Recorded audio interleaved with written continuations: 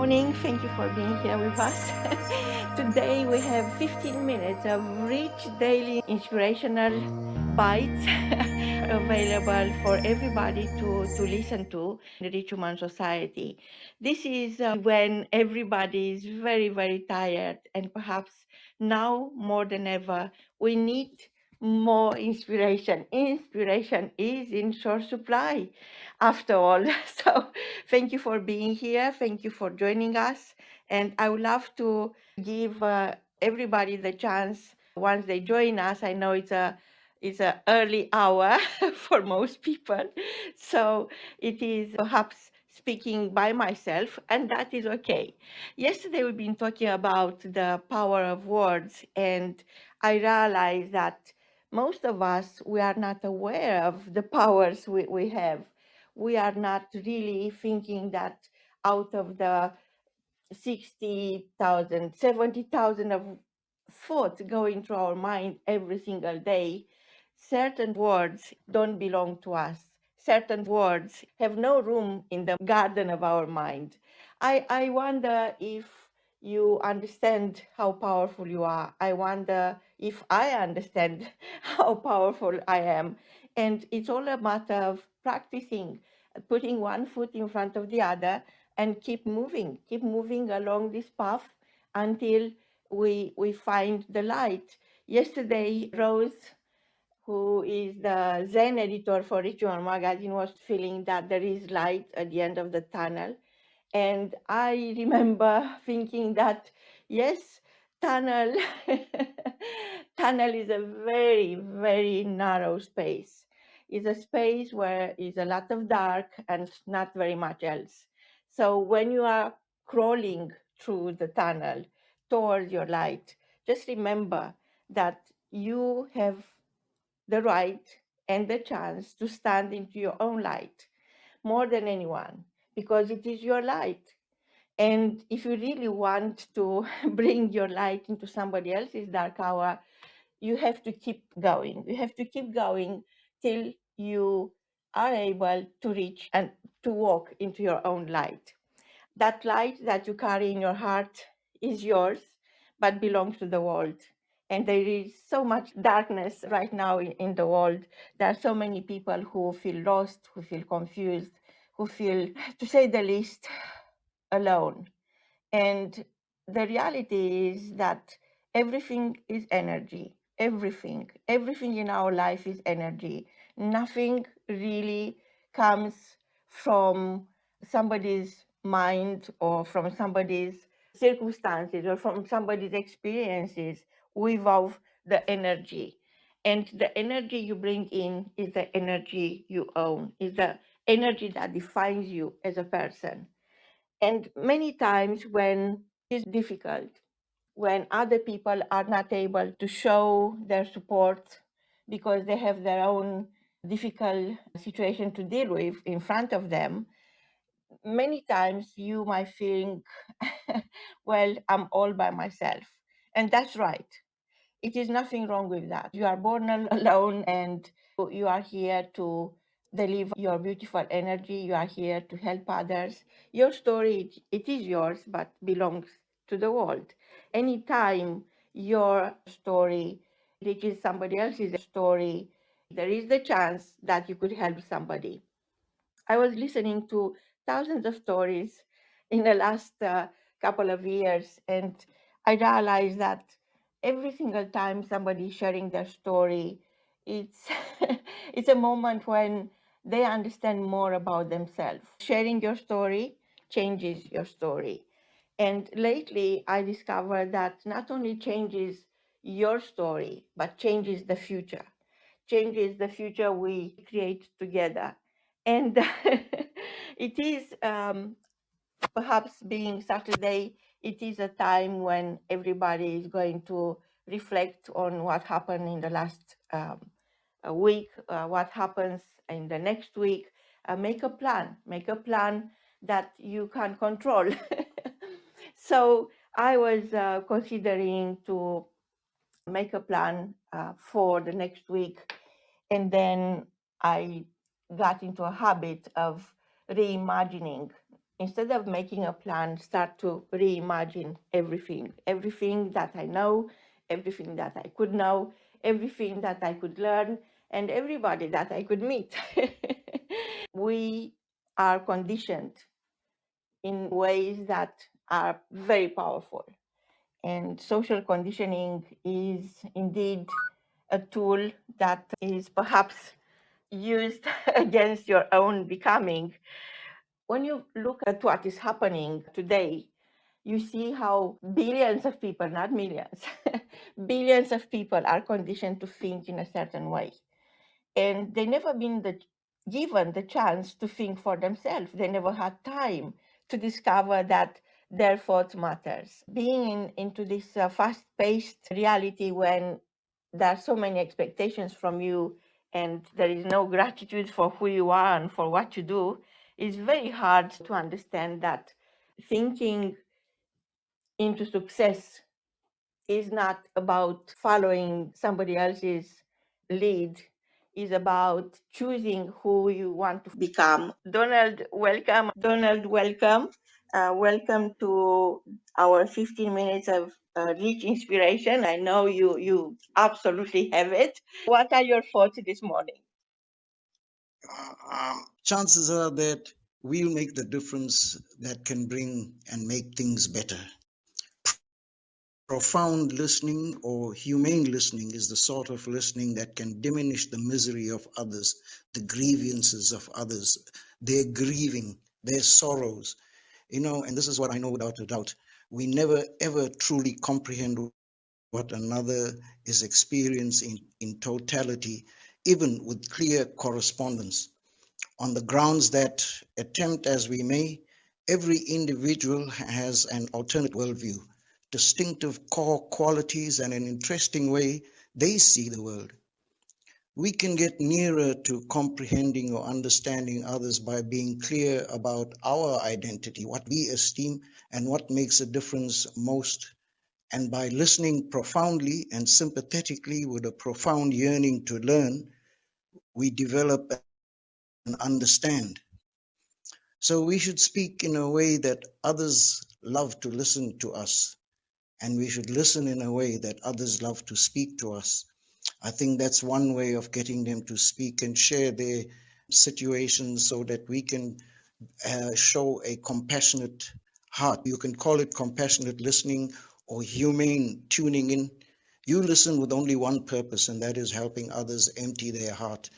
And if you remember that you are helping another person to suffer less, and then even if that person says things full of wrong perceptions, full of bitterness, you are still able to continue to listen with compassion, because you know that listening like that with empathy and compassion, you allow the other person to suffer less.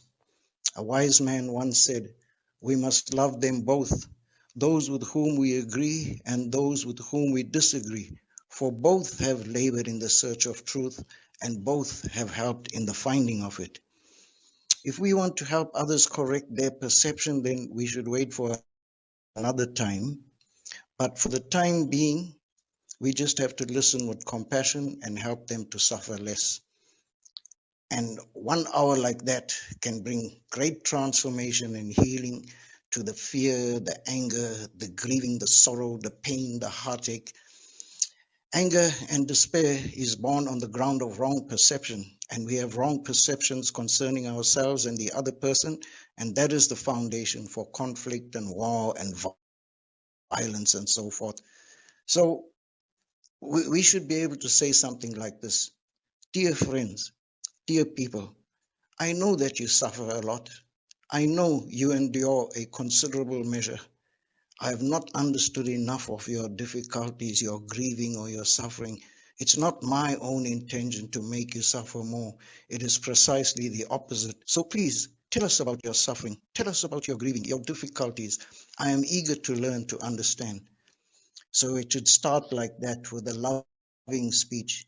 And if you are honest, if you are true, they will open their heart and tell us. And then we practice compassionate, deep listening. And during the process of deep listening, we can learn so much about our own perception and their perception. That is the best way. The only way to remove difficulties set between ourselves, family members, or friends, and our boss, father, mother, son, brother, and children, even our best friend. The world is giving answers each day. We need to learn to listen. When we hurt one another, we create a distinct vibration of energy that is felt in including ourselves. In the same way, when we help or love one another, we create a distinct vibration that is felt in all, including ourselves. Am I right? This vibration flows through the energy that connects us all, but also know this, that as the energy flows out, it always returns back to us. So what we do to others, we do to ourselves. Therefore, we must not try to take on the compassionate listening role in any way around an issue where our own experience is too fresh or painful. We will get hurt, and we will hurt those with whom we set out to build bridges.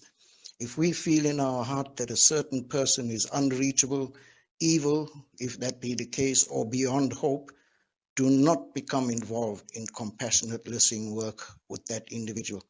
If you have already involved and you find you feel this way, excuse yourself from the situation.